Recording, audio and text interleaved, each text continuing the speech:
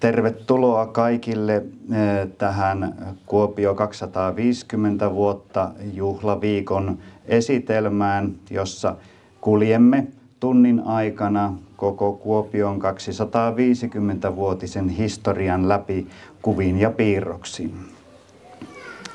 Kuopiohan perustettiin jo ensimmäisen kerran 1653, mutta silloin vielä ei kantanut kaupungin siivet, vaan 30 vuodessa kaupunki hiipui takaisin kyläksi. Sitten 1700-luvulla 1775 Kustaa III perusti Kuopion kaupungin uudestaan ja silloin läänin pääkaupungiksi, ja se oli semmoinen päätös, että se sai sitten kaupungin kasvamaan ja tänne muuttamaan väkeä. Tuossa näette, minkälainen suunnitelma oli kaupungin asemakaavaksi silloin heti perustamisen jälkeen, eli 1776 tehtiin tällainen asemapiirros Kuopion kaupunkia varten. Aivan joka kohdassa ei mökkiä ollut, kun tätä ryhdyttiin piirtämään tätä asemakaavaa, eli hyvin vähän vielä tuossa vaiheessa rakennuksia oli Kuopion keskustassa, mutta tämän suunnitelman mukaan lähdettiin katuja tekemään. Siellä kyllä kirkko oli paikoillaan, niin kuin tuossa kuvassa näkyy, eli nykyisessä Piispanpuistossa silloin sijaitsi tämä silloin 4. kirkko. Aikaisemmat olivat palaneet. Silloin oli tuo ristinmallinen 4. kirkko tuossa samalla paikalla, missä edellisetkin kirkot olivat sijainneet. Sen ensimmäisen kirkon paikasta ei ihan täyttä varmuutta ole, oliko se samalla paikalla kuin 3 seuraavaa kirkkoa, mutta ainakin 2., 3. ja 4. kirkko sijaitsivat tuossa Piispanpuistossa. Ja nykyisen kirkon paikalla oli siellä tuulimylly tuolla Vahtivuoren laella. Sitten tässä on piirros siitä Kuopion keskeisimmästä paikasta, eli Torin ympäristö vuonna 1806. Eli parikymmentä vuotta perustamisen jälkeen, niin Torin ympäristö noin suurin piirtein tuollaiselta näytti, joskaan kirkko ei ollut vielä valmis 1806. Kirkkoa ryhdyttiin kyllä silloin tekemään, mutta se ei ehtinyt valmistua ennen kuin sitten Suomen sodan jälkeen. Sotahan keskeytti nuo kirkon rakennustyöt ja kirkko saatiin valmiiksi vasta 1815-16 niitä kieppeitä. Ja aivan kirkosta ei ihan tullut tuon näköinen kuin mitä tuossa vaiheessa vielä suunnitelmat olivat. Mutta siitä näette, että minkälainen se Torin ympäristö oli, siis nykyisen Snellmanin puiston ympäristö. Ja siellä ei vielä, niin kuin huomaatte, niin Kanttilankaan paikalla ollut rakennusta. Eli Kanttilan rakennukset rakennettiin sitten vasta 1819 ja 1820 vuosina. Myöskään museon tontilla ei varsinaisia asuinrakennuksia ollut tuossa vaiheessa. Mutta nyt mennään sitten reilu 10 vuotta eteenpäin tuosta äskeisestä piirroksesta. Ja tämä piirros on sitten Hoordin vesivärityö noin vuodelta 1820 ehkä niitä kieppeitä, koska tässä piirroksessa ei näy vielä Kanttilan ylärakennusta tässä, ja se rakennettiin 1820, mutta tämä alarakennus on jo ollut tuossa, joka rakennettiin 1819. Eli todennäköisesti tämä piirros on noin 19 tai 20 vuonna 1800-luvulla tehty. Ja siinä näkyy kirkko jo sitten koko komeudessaan. Ja todennäköisesti samalla kertaa tehty piirros sieltä ja vesivärityö sieltä torin toiselta laidalta, eli tämä on Maaherrankadun puolta, eli silloista Kuningattaren katua.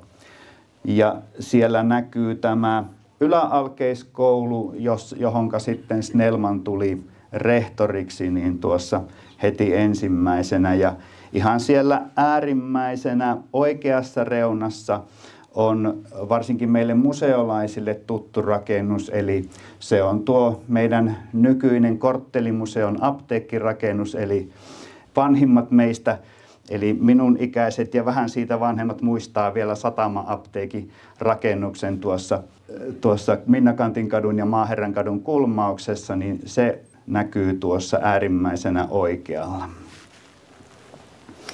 Ja tämä tosiaan suunnilleen varmastikin samalta vuodelta, eli 1820 vuodelta. Taas mennään parikymmentä vuotta eteenpäin ja nyt ollaan sitten 1830 ja 40-lukujen taitteessa Kuopion keskustaa. Niin kuin huomaatte, niin ei vielä kauheasti ole rakennuksia Kuopion keskustassa. Jonkin verran on asemakaava saanut jo täytettä, mutta vielä pitkään tuostakin niin sanottiin, että kaupunki loppuu Suokatuun, ja näinhän se oli. Eli Suokadun toisella puolella oli vain pelkästään peltoja, kun mennään tuonne Fludbergin-mäkeä kohti ja Pappilanmäkeä.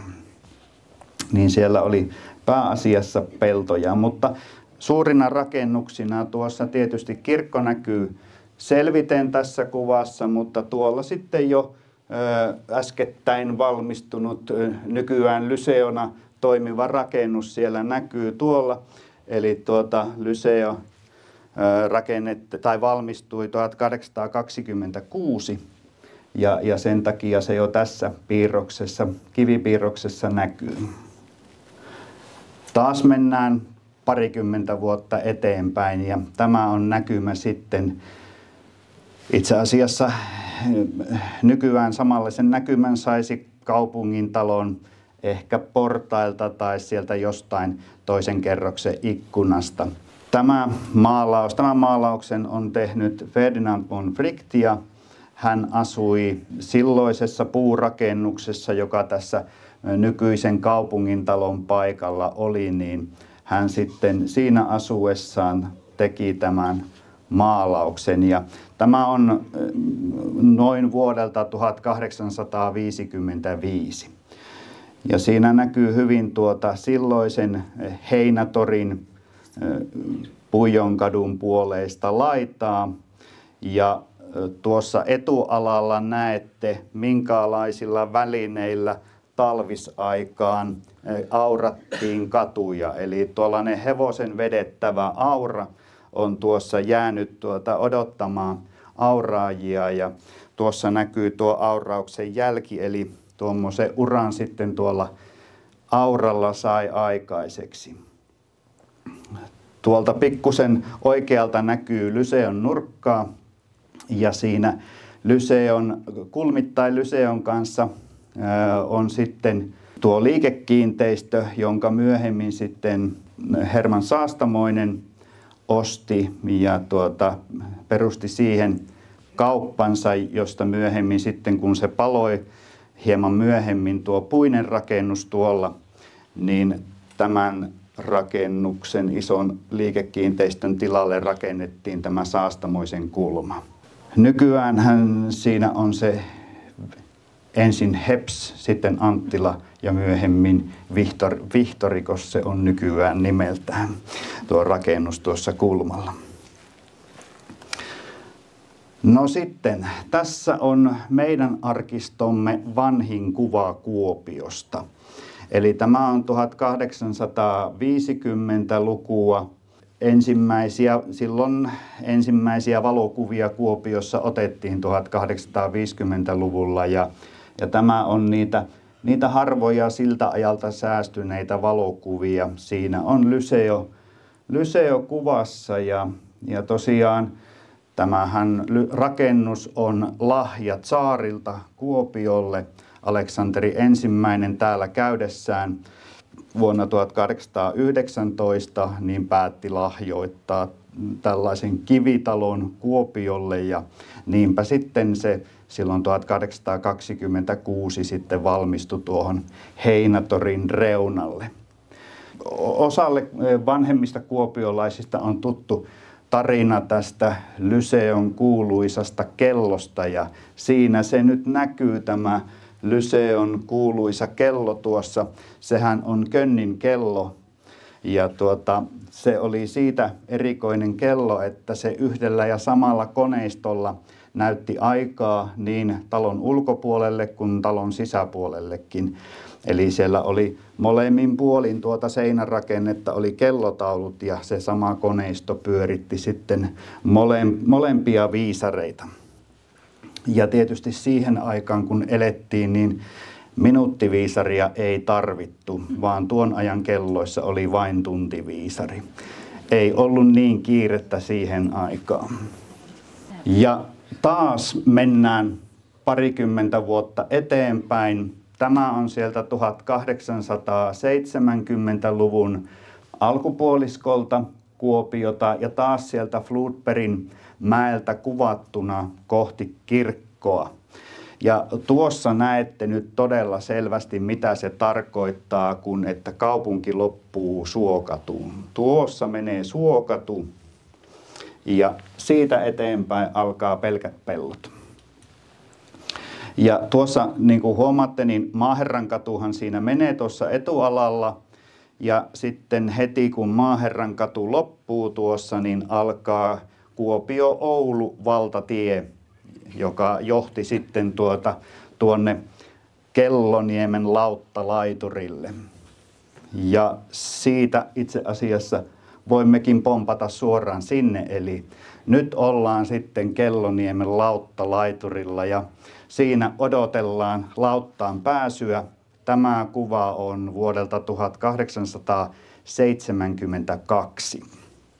Ja tässä postivaunut odottavat pääsyä lauttaan ja sitten tuollaisilla lautoilla ei kovin suuria lauttoja ollut. Ne tuossa kärrit kyytiin ja hevonen ja sitten lautalla yli tuosta Kallaveden tuonne Rantatoivalaan ja sieltä jatkui valtatie sitten Oulua kohti.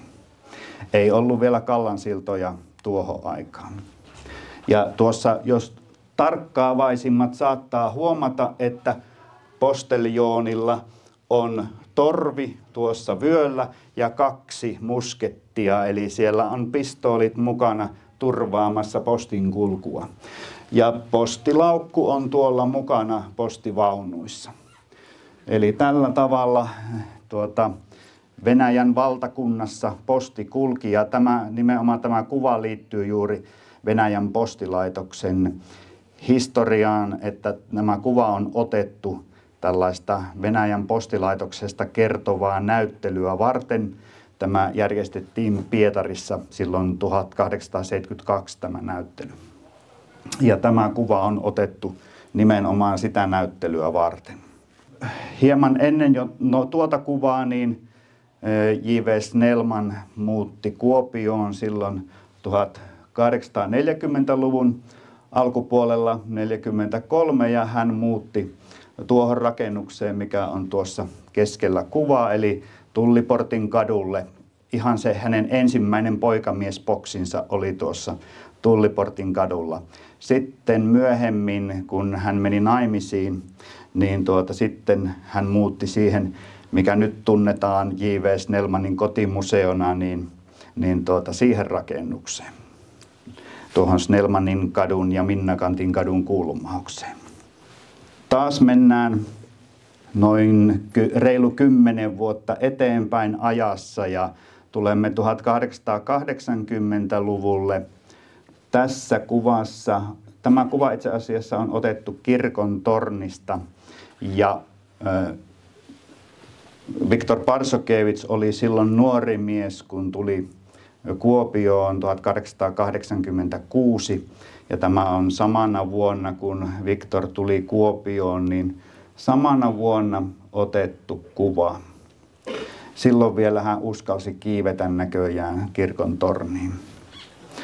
Ja siellä näkyy taas muutamia tuttuja rakennuksia, eli tuossa on taas jo aikaisemmistakin kuvista tuttu tämä apteekkirakennus. Ja sitten tietysti, mistä ei kovin montaa kuvaa ole säilynyt, niin on se nykyisen Puijonsarven vanha puoli. Eli sehän paloi, tämä alkuperäinen rakennus, se näkyy tuossa.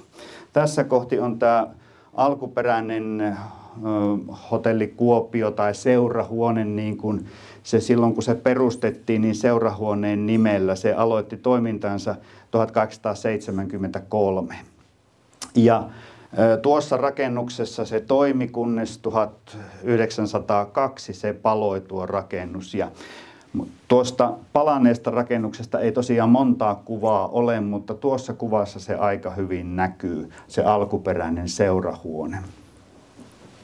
Ja sitten tietysti tuolta satamasta hyvin näkyy, mitä kaikkia rakennuksia. Tuossa vaiheessa oli jo Raninin mylly tuossa satamassa, joskaan ei niin korkeana kuin se nyt seisoo. Eli 1922 sitä korotettiin, kun tehtiin se niin sanottu höyrymylly siihen. Ja tuo piippuhan on vielä jäljellä, eli tuo Lignell et Piispasen liköritehtaan piippu, niin se on edelleenkin siellä. Mutta muuten kyllä nuo rakennukset ovat aika tehokkaasti hävinneet. Tietysti Snellmanin kotitalo on edelleenkin tuossa samalla paikalla, missä se näkyy tuossakin kuvassa. Tämä on sitten, kun tämä on niin kaukaa otettu kuva, eli tämä on siitä vanhimmasta Puijon tornista napattu kuva kesältä 1880. Ja se, että me tiedämme, että se on kesältä 80, niin johtuu siitä, että kun äsken puhuimme siitä Saastamoisen kulmasta, niin tuossa Saastamoisen kulman kohdalla näkyy vain tuommoinen epämääräinen kasa.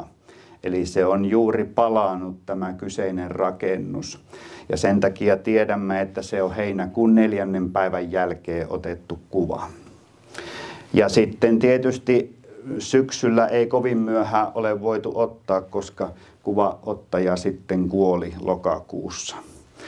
Eli sillä välillä. Ja tietysti tuolla, jos oikein tätä suurentaa, tässä ei pystytä sitä tekemään, mutta tuolla sitten tietokoneen ääressä pystyisi tätä suurentamaan, niin tuolla näkyy tuo Raninin oluttehdas. Ja se on vielä se vanha mallinen oluttehdas, joka seisoo vielä siellä paikoilla. Ja sehän paloi samana kesänä elokuun loppupuolella. Ja siitä tiedämme, että se on täytynyt ennen sitä ottaa tämä kuva. Eli heinäkuun alun ja elokuun lopun välillä tämä kuva on otettu. Ja siitä näette hyvin, mitenkä matalaa puutalokaupunkia se Kuopio vielä 1880-luvulla oli. Siellä hyvin erottuu kyllä tuolta Vasikkasaaresta nuo 3 tuulimyllyä. Eli siellä silloin mylläri Taavetti Savolainen jauhoi jauhoja noilla 3 tuulimyllyllä tuolla Vasikkasaaressa. Mutta vain 3 vuotta tästä kuvaotosta eteenpäin hän sitten näillä 3 myllyllä, että sitten hän joutui luopumaan parista myllystä ja jäi vain se 1 tuulimylly tuohon Vasikkasaareen. Tämä kuva on myös suunnilleen samalta vuodelta. Saattaa olla jopa varhaisempi kuin tuo äskeinen kuva. Eli siinä näkyy Tuomiokirkon tornista otettuna Itkonniemeä kohti tuo kuva, tai niin kuin silloin puhuttiin, että Lahdentaa. Eli siellä näkyy Lahdentaan oluttehdas jää pikkusen tuohon kuva ulkopuolelle, Ja tuossa on Dahlströmin sauna, näkyy suurena rakennuksena. Ja sitten tietysti täällä on silloinen vankila. Ja niin kuin huomaatte, niin se on eri mallinen kuin nykyinen. Nykyinen on ristinmuotoinen vankila, mutta ennen tuota ristinmuotoista vankilaa, niin siinä oli tuommoinen suorakaiteen muotoinen vankila Kuopiossa. Ja niin kuin huomaatte, niin ei ole vielä rautatietä eikä ole rautatieasemaa, eli tämä on sen verran varhainen kuva. Ja museonkaan tontilla ei näy rakennuksia, tai yksi rakennus on tuolla nurkassa, eli täällä näkyy tuo ortodoksinen rukoushuone. Mutta muuten museon paikalla niin ei ole kuin pihamaata.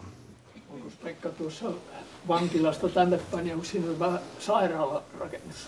Joo, kyllä. Siinä on sairaalarakennus tässä vankilan vieressä.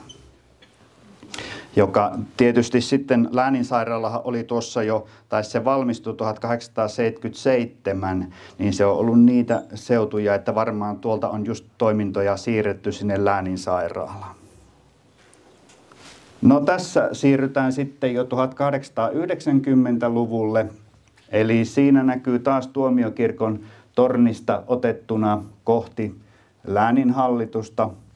Aika uusi lääninhallituksen rakennus. Lääninhallitus on kuvaottohetkellä ollut vain 6 vuotta vanha rakennus, niin vielä hohtaa uutuuttaan. Tuolla takana, kun ei vielä ole lehtiä puissa, niin näkyy se alkuperäinen Peräniemen kasino, eli kasinohan paloi silloin 1901 ja tämä nykyinen kasino on rakennettu sen jälkeen, mutta tuolla näkyy se alkuperäinen kasino, joka jo 1860-luvulla rakennettiin tuonne Peräniemelle. Ja tämä kuva on 1885 otettu ja siinä näkyy Kuopion satamaa aika hyvin tässä kuvassa. Ja tämä on, niin kuin huomaatte, niin tämä on Vasikkasaaresta otettu kohti satamaa. Et siinä näkyy se Vasikkasaaren makasiini ja sitten Vasikkasaaren rantaa vähän tuolla alareunassa. Ja sitten koko satama komeudessaan. Ja tuolla edelleenkin näkyy tuo suorakaiteen muotoinen vankila tuolla oikeassa reunassa. Eli vielä ei ole ristinmuotoinen ja sehän rakennettiin, se valmistui tämä ristinmuotoinen vankila 1889. Taas vielä, vaikka on menty jo 1880-luvun puoliväliin, niin edelleenkin se Kuopio sitkeästi päättyy tähän Suokatuun. Eli taas alkaa pellot sieltä, vaikka ollaan ajassa menty taas vähän eteenpäin. Ja siinä Maaherran katu näkyy taas hyvin tuossa kuvassa ja ehkä suurimpina rakennuksina sieltä pistää tietysti kirkon lisäksi silmään, niin tässä näkyy Vuorikadun ja Suokadun kulmassa silloinen seurakunnan rakennus, eli sotarovasti A.F. Granitin talo tuossa. Ja miksi tämä kuva on otettu, niin syy voi olla se, että koska tämä kuvaottaja on sotarovasti A.F. Granitin poika Karl Granit, niin hän on varmaan halunnut myös, että kotitalokin siellä jollakin tavalla tulee mukaan kuvaan. Ja sitten siellä kotitalon takana näkyy juuri valmistumassa oleva kaupungin talo. Mutta jotta Kuopio kehittyisi, niin tarvittiin hyvät kulkuyhteydet. Ja kun tiet oli, arvaatte tuostakin kuvasta näkee, että syksyin keväin tiet oli aika huonossa kunnossa, niin tarvittiin sitten rautatie ja tämä on vuodelta 1887 tai 88, jolloin sitten rakennettiin nytkin paljon puhuttua Maaherrankadun ylitystä, eli siihen aikaan se rakennettiin tuolla tavalla, mutta on sitä näköjään silloin tehty silta, niin se taisi kestää ainakin 40 vuotta, mutta tai nykyinen ei tainnut ihan niin pitkään kestää. 37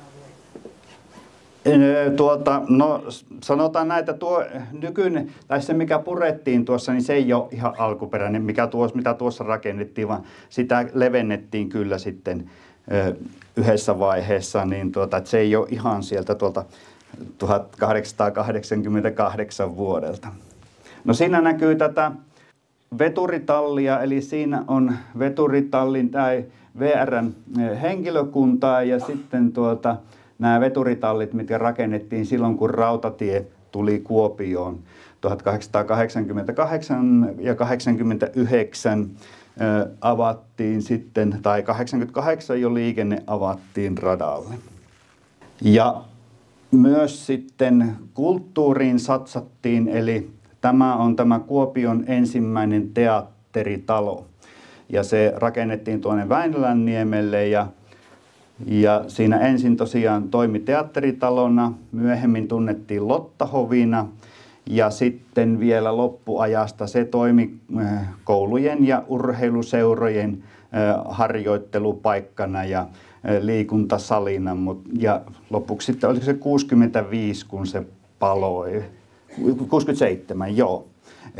Eli silloin paloi sitten tämä rakennus tuossa Väinölänniemellä. Väinölänniemellä oli toinenkin merkittävä rakennus aivan siinä vieressä, eli teatteritalon läheisyydessä oli sitten tämä kylpylärakennus, jossa kävi paljon väkeä. Siellä muun muassa sai 7 erilaista kylpyä pystyi saamaan, eli siellä oli näitä terveyskylpyjä rautavesissä ynnä monenlaista kylpyä oli siellä saatavana ja siellä kävi paljon vieraita myös Pietarista. Ja jotta sitä hyvinvointia voitaisiin parantaa, niin rakennettiin myös uusi läänin sairaala. Ja tuossa kun katsottiin sitä vankilan vieressä ollutta sairaalaa, se oli sieltä mistä lähdettiin ja sitten siihen Valkeisenlammelle rakennettiin 1877 aivan uusi läänin sairaala. Ja tuossa on sitten henkilökuntaa tuossa pihalla ja uusi sairaala takana. 5 vuotta myöhemmin, 1882, valmistui sitten Niuanniemen sairaalarakennukset. Ja se, niin kuin huomaatte, niin se olikin sitten iso kompleksi, mikä valmistui sinne Niuanniemeen. Ja tätä rakennustyötä valvomassahan oli sitten Ellen Tesleffin isä Alexander Tesleff, joka sitten valvoi näitä rakennustöitä.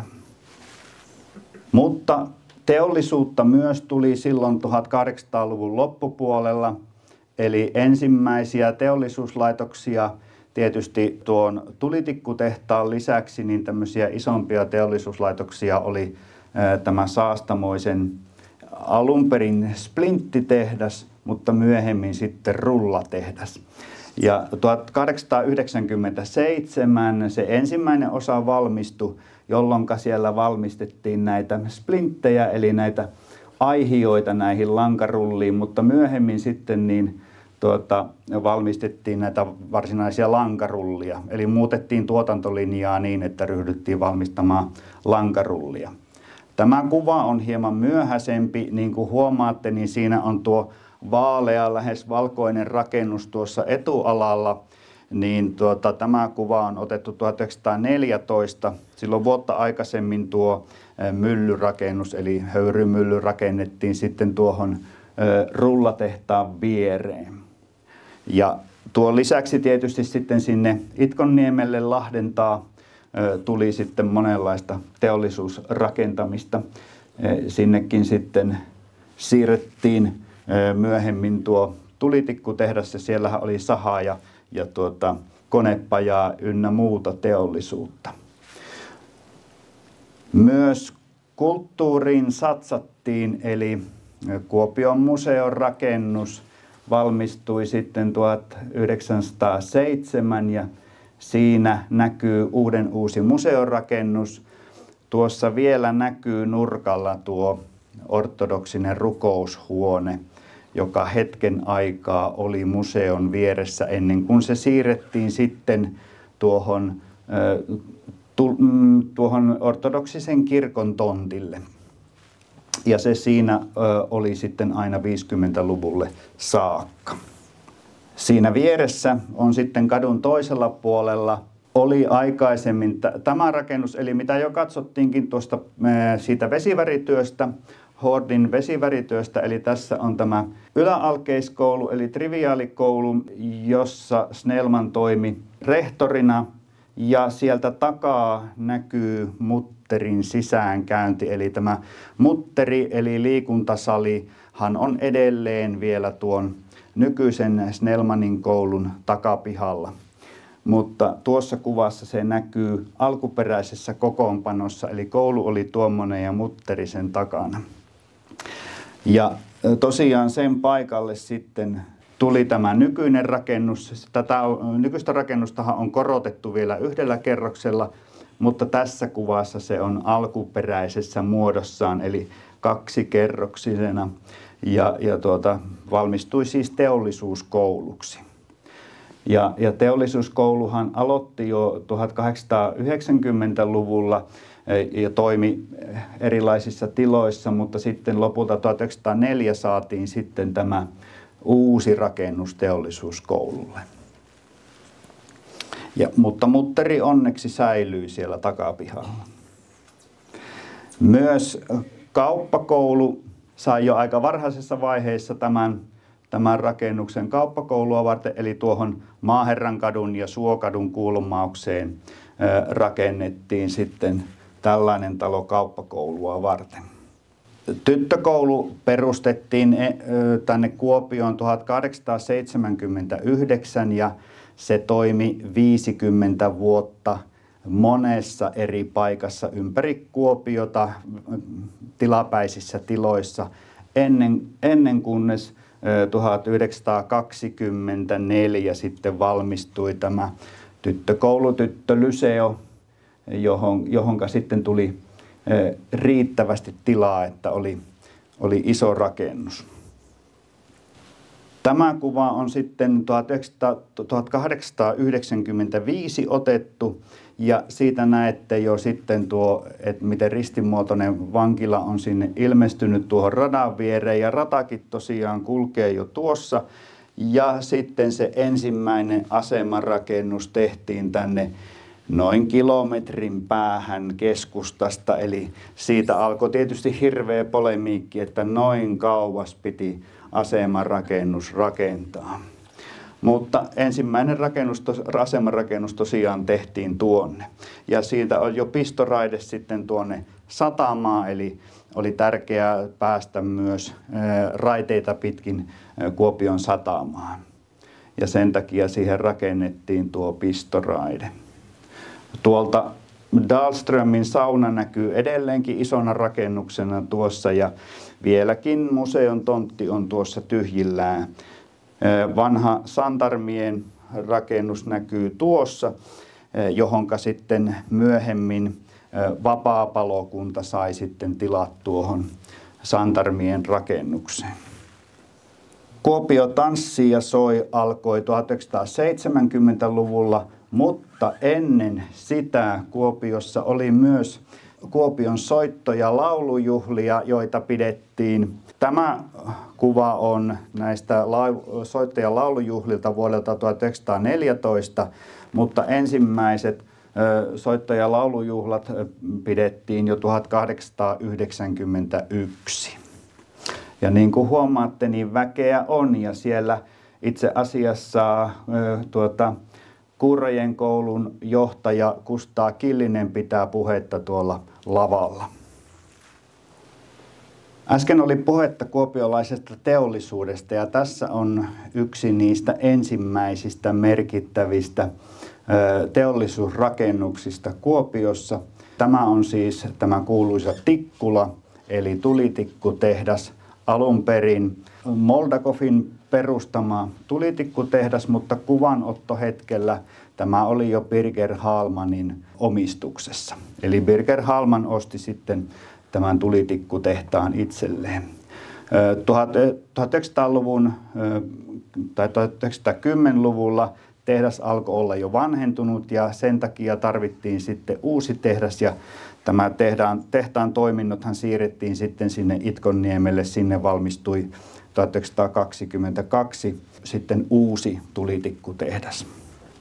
Tuossa näette vuoden 1925 asemakaavan ja siinä näkyy nyt sitten muun muassa tuo Tikkula näkyy siellä ylhäällä punaisena rakennuksena aivan tuolla ylhäällä ja siellä on sitten jo uusi tulitikkutehdas täällä Itkonniemellä myös suunniteltuna, eli näkyy noita isoimpia rakennuksia ja siinä näette miten täynnä tuo Itkonniemen ranta on noita teollisuusrakennuksia, eli siellä on monta yritystä jo toiminnassa silloin 1920-luvulla.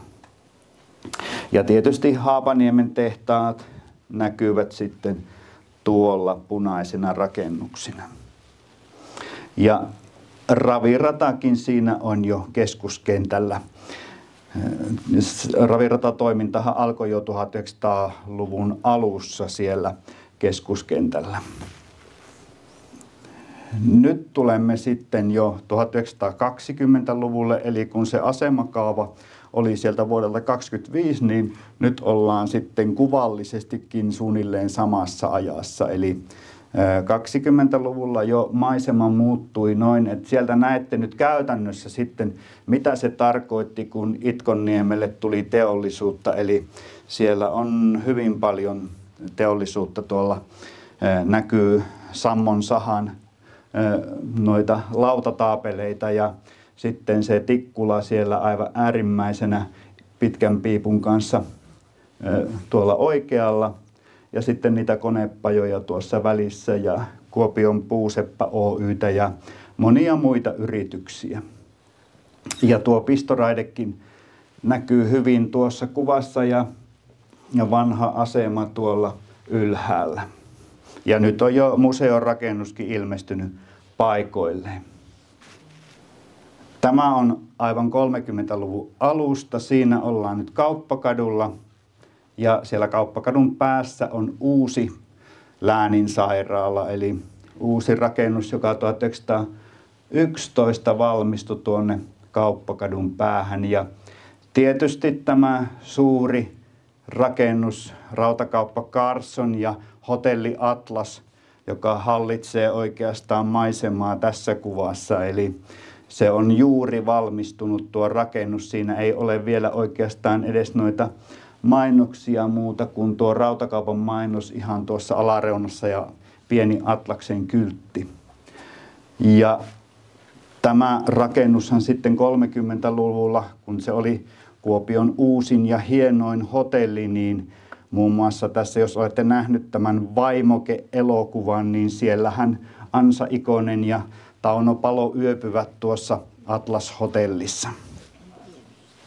20- ja 30-lukujen aikana, niin kun autoistuminen lisääntyi huomattavasti, niin tarvittiin rautatien lisäksi Kallaveden ylitykseen myös autoille tie. Eli aikaisemmin autot kuljetettiin Kallansiltojen yli junavaunussa tuonne toiselle puolelle ja hoidettiin se asia niin, mutta kun autoja rupesi olemaan jo sen verran paljon, niin oli hankala niitä aina lastata junavaunuun ja toisella puolella sitten pois junavaunusta, niin piti rakentaa sitten tie tuohon rautatien viereen, jotta päästiin Kallansiltojen yli. Ja tuossa näkyy sitten, miten se tuon kääntösillan kohdalla hoidettiin, eli silloin vähän matkaa joutuivat autoilijat ajamaan pitkin raiteita. Eli tuossa kuljettiin sitten hetken aikaa junan kanssa samaa siltaa pitkin. Ja tätähän riitti sitten aina sinne 60-luvun alkuun saakka, että ennen kuin saatiin sitten isommat Kallansillat. Mutta tosiaan sitten liikenne alkoi sitten jo niin lisääntyä 60-luvulla, että tuossa varmasti on ollut jossain vaiheessa tungosta, että oli hyvä, että leveämmät Kallansillat tuli sitten tilalle. Mutta pitkään se yli 30 vuotta sitten toimi myös autoliikenteen ja junaliikenteen yhteisenä siltana tuossa. Ja ei riittänyt se, että parannettiin pääteitä, vaan ryhdyttiin myös asfaltoimaan katuja. Ensimmäisenä asfaltoitiin torin ympärillä olevat kadut ja tässä ollaan juuri Kauppakatua Kauppahallin kupeella asfaltoimassa vuonna 1938. Eli juuri ennen sotia sitten asfaltoitiin nämä torin ympärillä olevat kadut. Ja jotta tietoliikenne kulkisi ja radiolähetykset olisivat mahdollisia, niin täytyyhän ne radioantennitkin saada pystyyn. Eli tämä Kuopion ensimmäinen radioasema pystytettiin. Moni on kysynyt, että milloinka se sinne Pellesmäkeen se ensimmäinen masto pystytettiin, mutta valitettavasti Pellesmäkeen ei pystytetty ensimmäistä mastoa, vaan tämä pystytettiin Alavan pelloille. Eli nykyisen Alavan kirkon taakse Alavan hovin pelloille pystytettiin nämä ensimmäiset radiomastot ja ne siellä 3 vuotta ehtivät toimia siellä Alavan pelloilla ennen kuin sitten niitä tarvittiin sodassa. Ja nehän sitten kuljetettiin nämä antennit rintamalle, mutta kävi tietysti niin huono tuuri, että lentopommi osui siihen kuljetukseen ja nämä antennit tuhoutuivat siellä sota-aikana. Ja sitten myöhemmin sodan loppupuolella niin sitten ryhdyttiin sinne Pellesmäkeen tekemään niitä mastoja, tai sitä ensimmäistä mastoa. No tässä on sitten tätä sairaalan rakennuksia, että mitenkä sairaala sitten, kun oli puhetta, että siellä Kauppakadun päässä näkyy se uusi lääninsairaalan rakennus, niin tuossa se näkyy nyt sitten Valkeisenlammen toiselta puolelta, eli tässä näkyy tämä uusi iso lääninsairaalan rakennus, tuo vanha 1877 rakennettu lääninsairaalan rakennus näkyy tässä tummana rakennuksena ja sitten noita muita lisärakennuksia tuohon oli valmistunut jo 30-luvulle mennessä. Ja sitten tietysti kaupungin sairaala näkyy tuolla äärimmäisenä oikealla. Eli paljon rakennettiin siihen terveydelliseen hyvinvointiin liittyvää Kuopioon tuohon aikaan. Tässä on myös vielä 30-luvun lopulta, eli juuri ennen sotaa toriympäristö näytti tällaiselta. Et vielä oli tuokin Pikku Pietarin pihan puutalon miljöö olemassa. Ja siellä juuri rakennetaan elokuvateatteri Maksimin taloa. Tuolla näkyy vielä rakennusaikainen kattorakennelmat sieltä. No sitten syttyi sota ja tämä kuva on itse asiassa Kuopion viimeisestä pommituksesta jatkosodan aikaan. Silloin muutama pommi osuu tuohon Itkonniemen alueelle, eli siellä Sammon saha. Sammon saha on tulessa parasta aikaa tuossa kuvassa. Jatkosodassahan Kuopiota pommitettiin vain tämän yhden kerran. Mutta tietysti talvisodassa muutaman kerran enemmän. Ja niitä sairaalarakennuksia sodan jälkeen ryhdyttiin sitten rakentamaan lisää, eli siinä on Alavan lastensairaala juuri valmistuneena. 1953 taitaa olla tämä kuva. Ja sitten 50-luvun lopulla ruvettiin rakentamaan keskussairaalaa. Eli siinä on keskussairaala rakennusvaiheessa. Ja hieman myöhemmin sitten, niin tässä onkin jo sitten aivan uusi keskussairaala. Siinä näkyy, että pihatyöt on vielä hieman kesken, mutta muuten itse rakennus on valmis.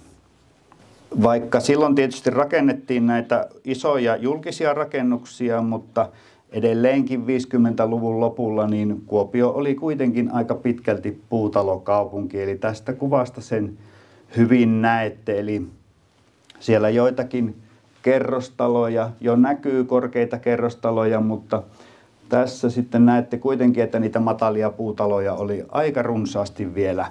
Tuossa on Kuopionlahden katu on tuolla äärimmäisenä oikealla. Ja sitten tämä sama Kuopionlahden katu, mutta toisesta suunnasta samalta vuodelta. Eli siellä näkyy ylhäällä näkyy nuo Mölymäen pistetalot, mutta Kuopionlahden kadun varressa on sitten komea rivistö puutaloja. 50-luvun lopulla tuli myös uusia kouluja, eli sieltä sitten Mölymäelle Presidentin kadulle valmistui ammattikoulu vuonna 1958 ja silloin alkoi tämä keskitetty ammattiopetus täällä Kuopiossa. 60-luvulle tultaessa niin täällä kuitenkin vielä ihan ydinkeskustassakin oli vielä puutaloja. Eli tuossa on Tullin kulmalta Tullin tupa, Tulliportin kadun ja Haapaniemen kadun kulmauksessa ihan kaupungin talon vieressä. Ja siitä suurin piirtein samalta paikalta toiseen suuntaan näkymä. Savossa kun ollaan, niin täällä tykätään vinoilla, niin tämä iso rakennus tässä keskellä, niin savolaiset antoi sille nimen Pitkällään makkova pilvenpiirtäjä. Ja siinä oli tietysti monenlaista liikeyritystä tuossa Pitkällään makkovassa pilvenpiirtäjässä. Mutta siellä näette sitten tuolla Pitkällään makkovan pilvenpiirtäjän vieressä on sitten tämä Saastamoisen kulma, joka sitten 10 vuotta tämän kuvanoton hetkestä niin sitten purettiin pois nykyisen rakennuksen tieltä. Tuossa näkyy sitten Tammimarkkinat vuodelta 1968 ja vilskettä on ollut tuohonkin aikaan Tammimarkkinoilla.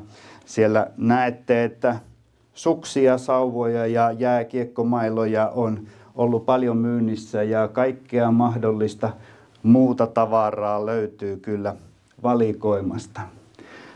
Mutta ei kauheasti ole ollut lunta tuolloinkaan tammikuussa vielä.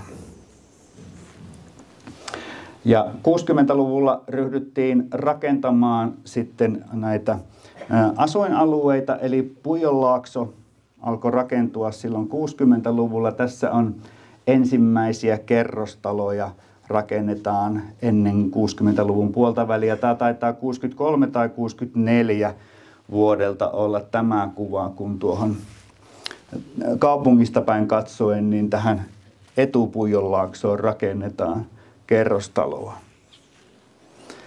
Ja 60-luvulla Kuopioon saatiin myös korkeakoulu vielä silloin.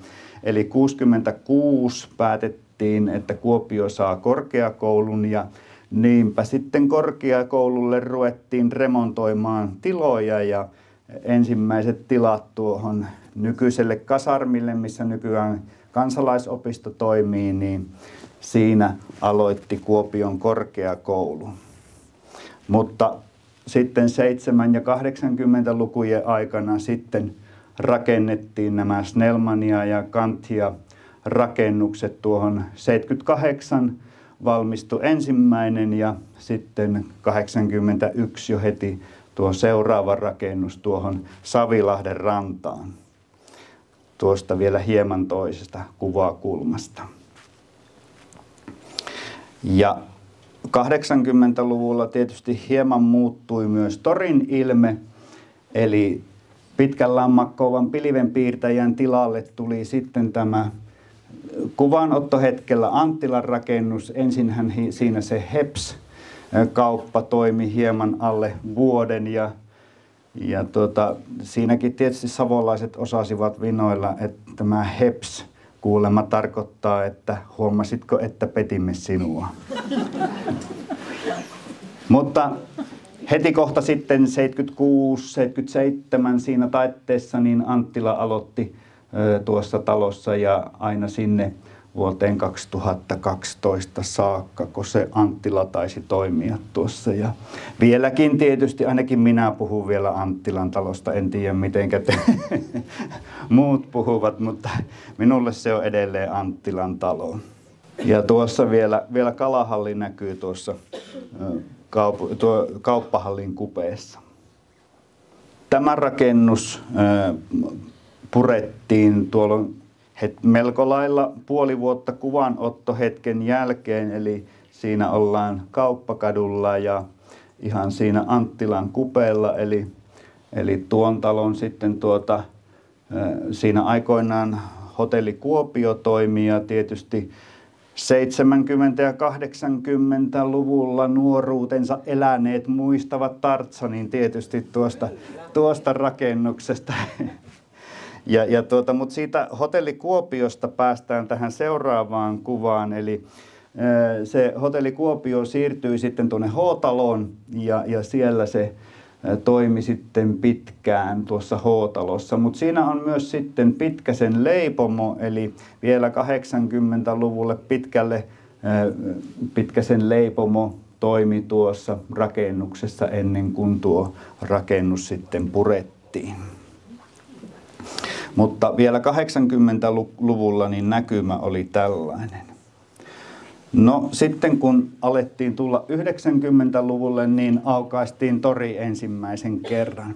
Ja silloin rakennettiin ne 2 pysäköintikerrosta tuonne torin alle.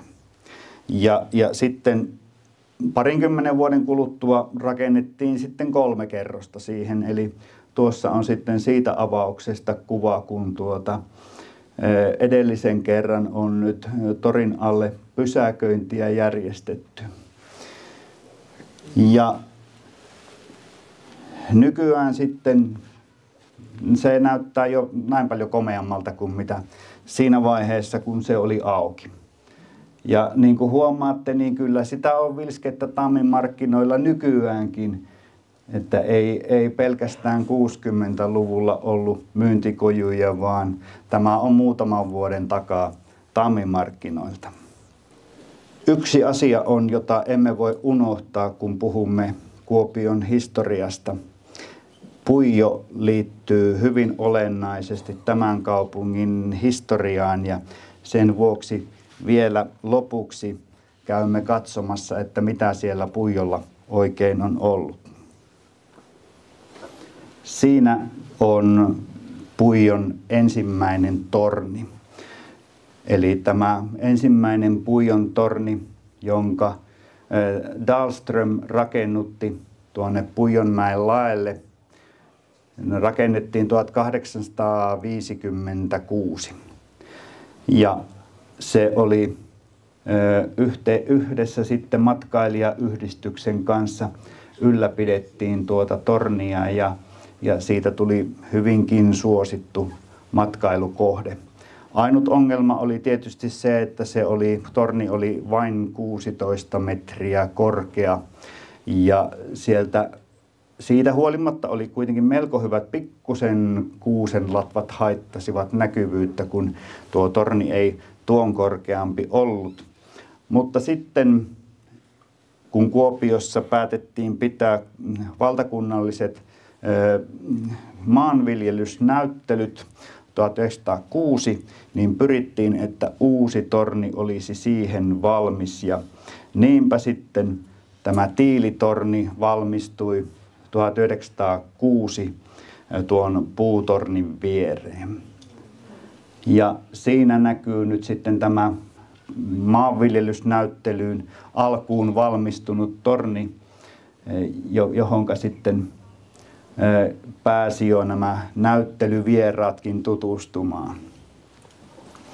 Ja tosiaan tämä torni sitten palveli kuopiolaisia aina sinne vuoteen 1963 saakka, jolloin sitten oli tarve uudelle tornille ja kun vielä radio- ja televisiolähetysten takia tarvittiin uutta linkkimastoa, niin sen vuoksi sitten valtioltakin saatiin avustusta uuden linkkitornin rakentamiseen ja sen takia sitten yhdessä Kuopion kaupunki, valtio ja matkailijayhdistys rakennuttivat sitten tämän nykyisen linkkitornin. Siinä näkyvät molemmat tornit vierekkäin, eli vanha tiilitorni ja sitten aivan uusi linkkitorni ovat siinä valmiina ja komeasti taustalta kaupunkiin näkyy.